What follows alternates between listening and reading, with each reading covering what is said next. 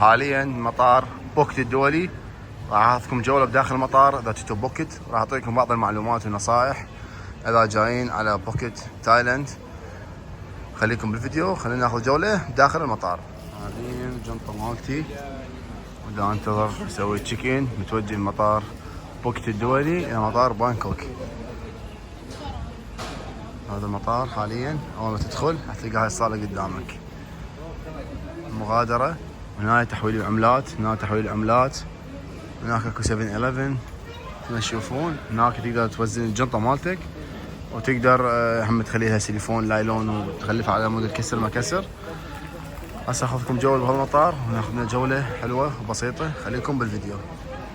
اول معلومه، اذا جاي على بوكيت فافضل وسيله توصل على سنتر المدينه ان تاخذ تاكسي بولت او جراب. هذين البرامج تحصل بين تاكسي كلش رخيص، ارخص من تاكسي المطار وارخص من تاكسي الفندق اللي يدزوك اياه. فحاول تصرف لك شيء بسيط هنا وبعد. شوفوا ما تطلعون هذول مكاتب تصريف، بس التصريف كلش غالي هنا. فحاول تصرف لك $20 $30 على قد بس التاكسي مالتك ياخذك الفندق مالتك. ومن هناك بوكيت كلش متوفره هوايه تصريف العملات، كل مكان راح تلقاهم تصريف العملات، كل شارع مليون محل. فلا تحاول تصرف هواي هنا فلوس، صرف شيء قليل، ووقت تنزل على المدينه حاول تصرف فلوس اللي تحتاجها انت. هسه ناخذكم جوله، ننتظر اشحن الجنطه مالتي اني رايح على بانكوك. خليكم بالفيديو خلينا نشوف شنو الاجراءات والتفاصيل وشنو راح نسوي. هنا عندكم بعض الشركات تقدر تسوي تشيك ان من هاي. هاي عندكم طيران اير اسيا، التاي، ليون اير. صرف تسوي نفسك تشيك ان. هذا محل ناس بسيط يبيع سوفينير. هاي البوابه. طبعا ترمينال 2 دائما هو الرحلات الداخليه، فاذا جاء عندك رحله داخليه من بوكيت الى بانكوك تعال على ترمينال 2 مثل ما تشوفون. هاي البوابه وهاي الدخول. هنا شوف رقم الرحله مالتك، ومطار بسيط وصغير. الطابق الثاني بمطاعم وكافيهات. هسه اخذكم فره بيه بسرعه، تعالوا وياي هالمصعد مثل ما تشوفون. هنا عندكم مطعم سبوي، هنا عندكم برجر كينج، بنفس الوقت هنا اكو شاشات تشوف الرحله مالتك.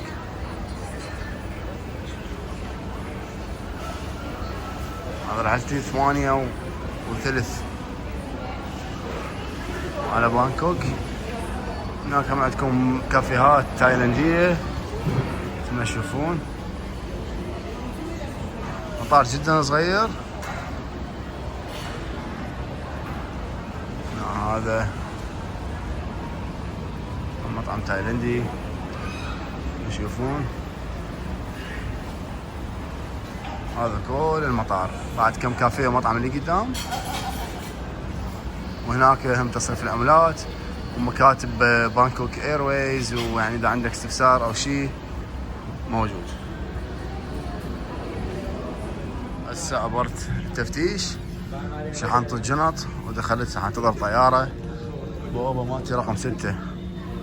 هسه ادور على اسواق 7-11 اشتري من عنده كم شغله حتى نقضيها بالطريق.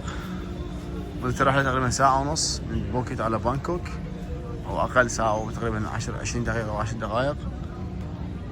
وهذا المطار مطار كلش صغير وسهل، وجولة بيه ما راح تتعبك يعني. بس المشكلة الطريق بعيد، اذا ساكن بوكيت يعني فندقك بباتونغ او قرب على باتونغ، فخلي ببالك الرحلة تستغرق تقريبا ساعة، ما تكون ازدحامات اكثر طول من ساعة.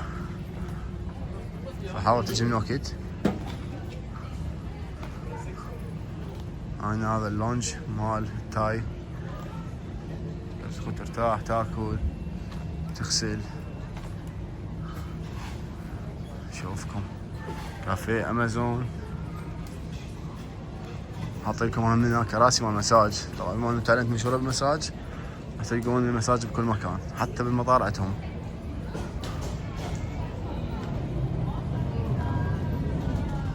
مثل ما قلت لكم، فاذا جايين على مطار بوكيت، اسهل طريقه تروحون بها لسنتر المدينه او الفندق مالتك ان تحمل برنامج جراب او برنامج فولت. راح يسهل عليك امور هوايه. فتحمله وتصرف مبلغ شيء كاش قليل اما تستخدمه بالتاكسي، وياخذك على سنتر المدينه. تقريبا اذا تروح على باتونغ فراح تاخذ السعر راح يكون تقريبا 700 بات 600 بات الى 700 بات، وهاي تقريبا تطلع بالدولار او نقدر نقول تقريبا هي كل 350 بات تطلع تقريبا 10 دولار او اكثر، فتقريبا يعني 20 دولار إلى 18 دولار ياخذك تاكسي الى سنتر المدينه. بس حسب المكان، اكو اماكن قريبه، انا ساكن بباتونغ، فمنطقه باتونغ يعني شويه بعيده تعتبر عن المطار، فالتاكسي كان 650 بات ومن رجعت اليوم 700 بات، حسب الطريق وحسب الازدحامات وحسب شو اسمه. بس هو يطلع لك السعر اوريدي وقت تحجز التاكسي يطلع لك السعر مقدما. واهم شغله تسويها همين تحاول دائما تصرف اذا كنت بسافر المدينه حاول تصرف الصبح، لان تصريف الصبح يكون اغلى من تصريف بالليل.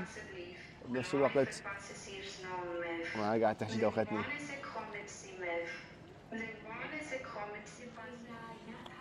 المطاعم العربيه موجوده كلش هوايه بمنطقه باتونغ وبغير مناطق همين، فليش هم الاكل والشرب متوفر كل مكان، اكل حلال. الناس طيبين كلش، تعاملهم كلش ممتاز، بس حاول اذا بتسوق بتسوق حاول تتعامل وياهم، لا حد يقول لك للتعامل يضجون المعامله، لا اي شيء يقول لك 200 يقول له 100 يقول لك 1000 يقول له 500، لان يعرفون انه منطقه سياحيه بهذه السالفه يستغلون، هم يستغلون يعني بس باسلوب مال بيع، يعني ما يستغلوك انه يبوقوك لو شيء. الناس كلش طيبين وامينين، بس قلت لك اهم شغله دائما حاول حتى بالبرامج السياحيه راح تشوف مكاتب كلش هوايه موجوده ببوكيت، راح تشوف الاسعار موجوده هي اوريدي على مثلا على الكتب مالتهم مال البرامج هواي، واكو بيهم مثلا تشوف بالكتاب يشوفك تقلب مثلا سعر مثلا الرحله مثلا رحله بحريه وياخذوك اكل وشرب يوم كامل، فرضا يقول لك مثلا 2000 بات، اذا تقول له يعني تقول له بس هذا شوي غالي او شيء يقول لك انا اسوي لك ديسكاونت اسوي لك بروموشن وما اعرف ايش ينزل لك من السعر، فحاولوا دائما تتعاملون. وانا انصحكم افضل شيء تسويه بالبرامج انت قاعد بالبيت تحجز مقدما تنزل برنامج كلوك، برنامج كلش يفيدك، كل البرامج السياحيه موجوده بتايلاند وخارج تايلاند موجود، انت شنو تحب السعر موجود، برامج موجوده، التقييمات موجوده، شوف الريفيو شوف الصور مال الناس شنو قايله، شنو الشغلات الزينه شنو الشغلات المو زينه. البرامج بصراحه حتى بالمكاتب هو تقريبا نفس الشيء، بس مجرد كلوك يكون ارخص كلش، يعني ارخص تحس فرق هواي عن المكاتب. والحلو بهم النايب انه دائما 99% من البرامج مالتهم سياحيه يجيك باب الفندق ياخذك، وبعد ما يخلص البرنامج يرجعك للفندق مالتك الثانيه. الاجواء كلش حلوه، الامان موجود بشكل مو طبيعي، وحاليا ما انه صار زلزال وما اعرف ايش ببانكوك، بس هنا بوكيت امنه وكل شيء ماكو. يعني اجواء كلش حلوه، فتعالوا استمتعوا تونسوا. يعني بوكيت تجيها بصراحه يعني ما اقدر اقول لك تجيها اسبوع ولا اسبوعين ولا شهر، لان مدينه كلش حلوه والفعاليات اللي بيها كلش هوايه، يعني من ناحيه الحيوانات، من ناحيه البحر، من ناحيه الحدائق، من ناحيه يعني الاكتيفيتي مالتهم كل شيء هواي عندهم. انا يعني بصراحه جيت هنا تقريبا 8 ايام او 9 ايام، بس ما كفتني بصراحه، يعني حسيت روحي بعد اكو شغلات اسويها، بس الوقت يطير، انت تشوف البحر حلو، الفندق بيه مسبح وشغلات اشياء بيه حلوه، حفلات يسوون مناسبات، تطلع برا تحير، يعني كل برنامج ياخذوك يا اما فول داي يوم كامل ياخذوك الصبح يرجعوك بالليل، او يا اما نص يوم، فيعني ما تعرف وين تروح تحير شو تسوي. بس الحمد لله تونست، ان شاء الله اسوي رجعه عن قريب. واذا تجون افضل موسم السياحه هنا بتايلاند من شهر 11 للشهر الثالث، واذا تجي هم بدايه الشهر الرابع هم حلو، هنا عندهم مثل عيد المي، يلعبون المي احتفالات كل تايلاند يلعبون بالمي. هم عندهم عيد مميز هذا يوم ويومين اعتقد المده مالته، بس هو كموسم سياحه شهر 11 12 الواحد هاي يكون الجو بيه كلش معتدل، يعني حاره بس الرطوبه تكون شويه ناصيه. وماكو مطر هوايه، لان انت اذا تجي شهر السابع السادس الخامس موسم الامطار، فكل شيء ما راح تسوي، لا اكتيفيتي تقدر تسوي، لا تقدر تمشي براحتك، لا تقدر تسبح. فافضل وقت زياره تايلاند من شهر 11 الشهر الثالث، اجواء كلش حلوه، دوله تعتبر جدا رخيصه، تبقى انت ويعني واسلوبك شنو تريد تسوي، شنو الفعاليات تحب تسويها، تستخدم تاكسي لو بولت، اكو اماكن حول مشي لو تريد مواصلات، عندهم توك توك. مطاعم عندهم مطاعم يعني تبدي الاكل من 2 دولار، واكو مطاعم تقعد تاكل لك ب 50 60 دولار، حسب المكان وحسب المطعم وحسب انت تحب شنو. الاكتيفيتي مثل ما قلت لكم اكو اكتيفيتيات هواي غاليه، مثلا مال النمور، مال الفيله، مال البحيرات، جيمس بوند وغيرها، واكو فعاليات بسيطه تكون رخيصه، فانت شوف يا تناسبك احجزها ورتب جدولك مقدما. اتمنى لكم عجبكم الفيديو، حطوا لايك واشتركوا بالقناه، وانتظرونا فيديوهات جديده من تايلاند. من هنا نقول لكم شكرا على المشاهده ومع السلامه.